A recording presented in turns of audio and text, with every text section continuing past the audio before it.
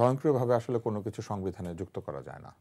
সংবিধানে কিছু যুক্ত হতে হলে অবশ্যই জনপ্রতিনিধিরা আলোচনা করবেন, জনগণকে সেটা জানতে হবে এবং যদি জনপ্রতিনিধিরা যথেষ্ট পরিমাণে ঐক্যবদ্ধ হয়ে 2/3 সংখ্যাগরিষ্ঠতা না নিয়ে অন্তত আমাদের সংবিধান অনুযায়ী এই পরিবর্তনটা না আনতে পারেন অথবা এই মীমাংসায় না পৌঁছাতে পারেন, তাহলে গণভোট আয়োজনের বিধান আছে, যেটা রাষ্ট্রপতি আয়োজন করবেন, অর্থাৎ রাষ্ট্র আয়োজন করবে, সরকার না।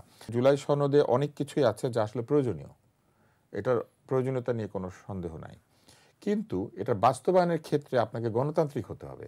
বাস্তবায়ন তো আপনি স্বৈরতান্ত্রিকভাবে করতে পারেন না। বিএনপিও মনে করে যে সংসদ সদস্যদের স্বাধীন চিন্তা করতে দেওয়া উচিত, অন্যরাও করে, এবং প্রতিটি দল এই ঐকমত্য কমিশনের যে সনদ সেইখানে যার যার মতো করে মতামত দিয়েছে, তারা কনসেন্ট দিয়েছে অর্থাৎ সম্মতি এবং ডিসেন্ট দিয়েছে অসম্মতি।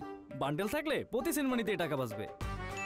বিকাশ সেনমানি বান্ডেল কিনে জিতুন প্রতি লেনদেনে।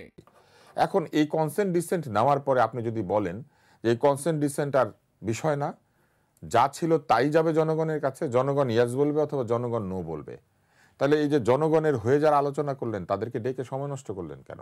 আপনারা এটা লিখে ফেলতেন, পুরোটাই সরাসরি গণভোটে দিয়ে দিতেন, কিন্তু সেটাও দিতে পারছেন না, কারণ এই গণভোট সংবিধান অনুযায়ী বৈধ না।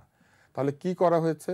দলগুলিকে ডেকে নিয়ে যাওয়া হয়েছে যে আপনাদের মতামত আমরা শুনবো, তারপরে মতামত নেওয়া হয়েছে, সেটা নেওয়ার সময় অর্ধেকের বেশি নিবন্ধিত দলকে বাইরে রাখা হয়েছে, অনিবন্ধিত দলকে আলোচনা করতে দেওয়া হয়েছে, তারপরে অনিবন্ধিত দলটি সই করে নাই, তাদের মতামতের ভিত্তিতে আবার এই সনদের স্বাক্ষরের তারিখকে বাড়িয়ে দেওয়া হয়েছে এবং কিছু পরিবর্তন আনা হয়েছে, এবং সবকিছু করার পরে তারা কি করছেন?